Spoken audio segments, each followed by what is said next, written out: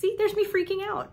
Hey guys, my name is Heather. I read a lot of books, and today is the mid-year book Freakout Tag. Let's go on an adventure together. So I say we just get started and jump right into the questions. Question number 1 is, what is the best book you've read so far this year? And I have 2 answers for this. Get ready, because I have multiple answers for most of these questions. So the first one is Remarkably Bright Creatures by Shelby Van Pelt. I listened to this on audiobook and I was absolutely blown away by this story. We follow Tova, an old woman who works maintenance for an aquarium. We follow Cameron, this young kid who doesn't really have any idea of what life has in store for him, and an octopus named Marcellus. And somehow the 3 characters' stories intertwine and it creates a beautiful, heartwarming story, and I don't think I will ever shut up about this.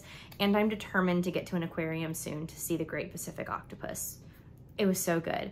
And then the other one I just finished, and that book is A Man Called Uva, A Man Called Ove, depending on how we're pronouncing it. I just read this book for Liv's Dip into Summer Readathon for a book with blue on the cover. I knew I was gonna love it because I love everything Frederick Bachman writes, but this book was stunning. This book was beautiful. It follows this really grouchy, grumpy old man who at his heart is just very, very sad, and the community around him and how they all come together, and he enriches their life and they enrich his life. And I was bawling in tears. I vlogged it. There's video evidence of my tears somewhere out here on the internet. I loved this book. Question number 2, the best sequel you've read this year. This one was very easy for me. The Man Who Died Twice by Richard Osman. This is the 2nd book in the Thursday Murder Club series. This series follows a group of septuagenarians that live in a retirement village in countryside England, and they meet every Thursday to try and like solve cold cases, kind of like how we talk, you know, crime podcasts these days. But things hit a little bit too close to home and they end up solving a real murder. This is the 2nd one, and our characters find yet another murder to solve, and it was beautiful. I loved it. It made me cry a little bit. The characters are just immaculate. Cannot recommend this series enough to people. So good. Question number 3, a new release you haven't read yet. So technically it hasn't been released yet, but I feel like there's only one answer I can really be like this excited about, and that is The Only One Left by Riley Sager. I'm so excited about it. It comes out in 5 days. My heart beats just thinking about it. I'm so excited about it. Ah! See, there's me freaking out. Question number 4 is your most anticipated release for the second half of the year. Again, this one's easy. It's the 4th book in the Thursday Murder Club series called The Last Devil to Die. I called it that the cover was gonna be purple. It comes out my birthday month. I am thrilled. I am ecstatic. I am beyond words. I can't wait. Question number 5. Whew, your biggest disappointment of the year.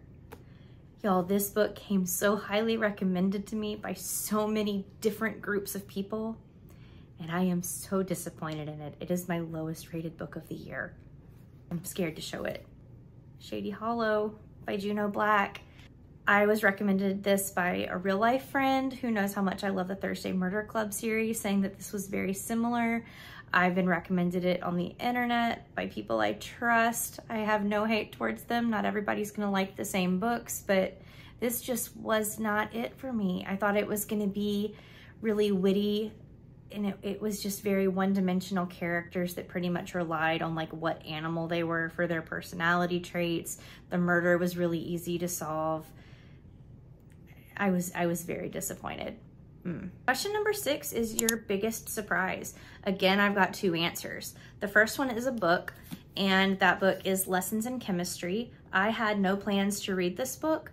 I picked it up at the Barnes & Noble like 50% off hardcover sale they had last Christmas, just because it was really pretty, and I had heard good things, but I was just like, I don't know when I'll pick it up.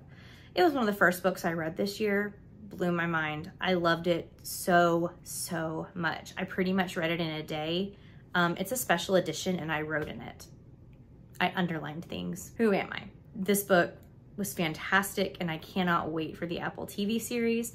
And then the other biggest surprise of the year is just an author, and that is Carissa Broadbent in general. I read some of her other books on Kindle Unlimited. Her fantasy is so good. It's fantasy romance, and so the romance in these books is obviously very good, but also just the worlds that she builds and the political structures and the detail that she takes in her magic systems. Her fantasy is top-notch. Even if you're not a fantasy romance reader, I think there's something in these books for everybody. Loved it. Question number 8 is your favorite new author. This can be an author who debuted this year or an author who's new to you. This one was also incredibly easy for me to come up with. That's Abby Jimenez. I've read 2 of her books so far this year. I read Part of Your World on audio, and then I read Yours Truly in, obviously, this book. Her romance is so deep and so emotional. You really form attachments to these characters, and she builds such different, complex, unique characters. I will read everything she writes, and I cannot wait to get a hold of more of her backlist. Abby Jimenez, 100%. Question number 8 is your fictional crush.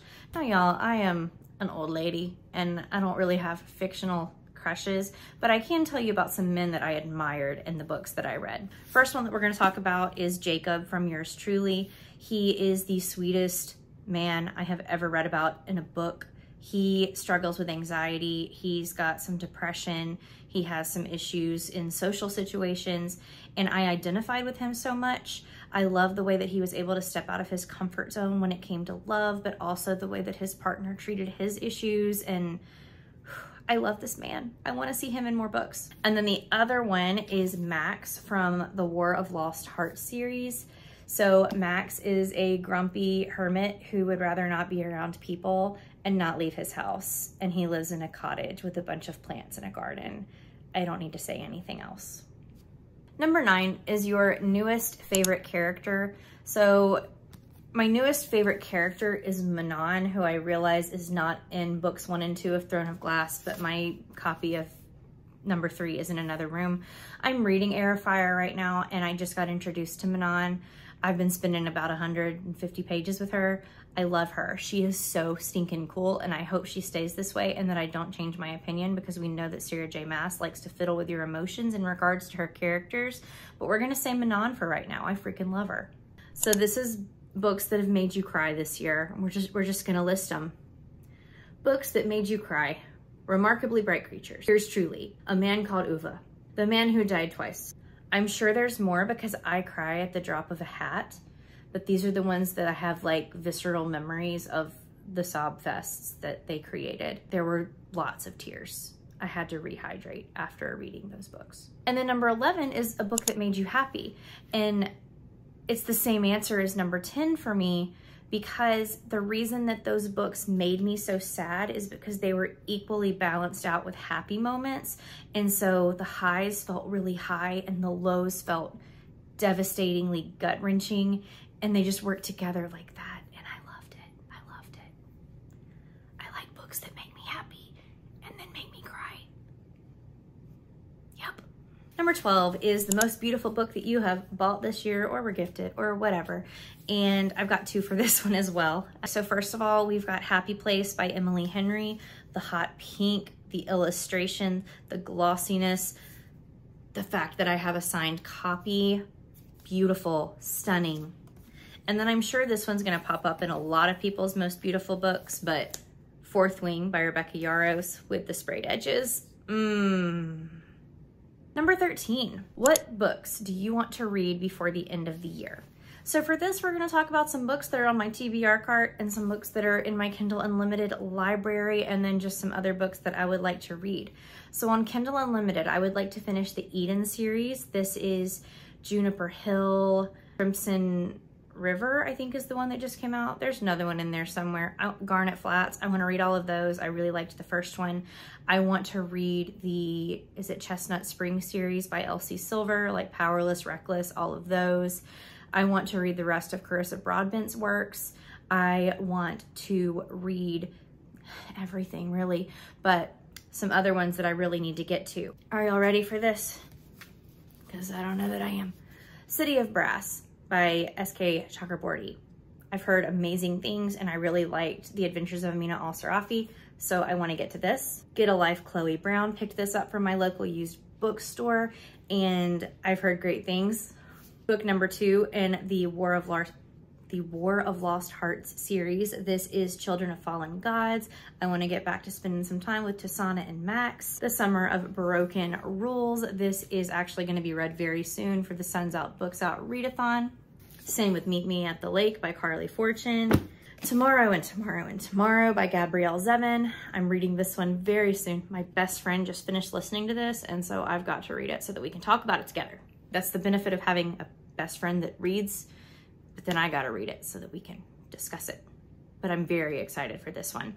And then I also really need to get my hands on Us Against You by Frederick Bachman, the second book in the Beartown series, because for Christmas, my best friend got me The Winners by Frederick Bachman, which is the third in the series. Y'all. He got me a signed copy. So I really want to make this one a priority because I am on a Frederick Bachman kick. I like to read books that were gifted to me as soon as I can because somebody got it for me. It means something to me. This one means so much to me. And yeah, so I need to finish the Beartown series. All right, and then the last question is content creators that you have been loving. Again, I've got so many written down here, so I'm about to read them off. I'm sure there are more than what I'm about to mention. I spend a lot of time watching YouTube, guys. I love YouTube. And so if I didn't mention your name and I comment on your channel all the time, know that you're included here too. And if I think of any more people, I will drop them in the description box because I want to make sure all these people get love, okay? Okay.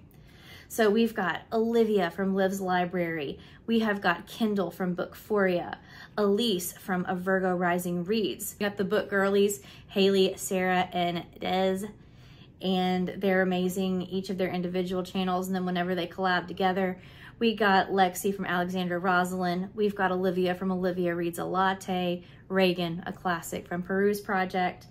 A new booktuber that y'all need to all go check out is Grace Ann from Grace Ann Reads. We got Bookish Gem, that's Jordan. Keisha at A Book Like You. I love Carla Espinoza. Maddie Tucker is a new kind of lifestyle booktuber that I really have enjoyed watching her videos.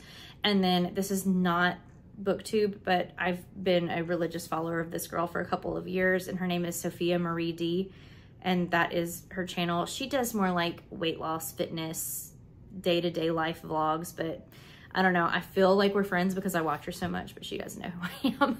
So yeah, that is a wrap up on my mid-year book freak out. I'm really not freaking out. I'm not that behind on my goal. In fact, I think I'm like 12 books ahead of schedule right now. And I don't know, guys, fall is coming. There's good books that happen in the fall. I didn't show you Pet Cemetery. That's another one I want to get to before the end of the year. But let's wrap this video up. If you watched all the way to the end, why don't you do a little emoji? Y'all know the one I'm talking about. Oh. And tell me either what your favorite book of the year has been so far or what your most disappointing book of the year. I feel like that, you know, both ends of the equation of the scale. It gives me a rounded view of your book experience so far this year. That's what I'm trying to say. As always, thank you so much for watching. If you're interested in more bookish content from me, please like, comment, and make sure you subscribe. My social media is linked down in my bio as always, and I will also list the questions so that you can answer or make your own video freaking out in the middle of the year. Bye guys, and I will see you in the next one.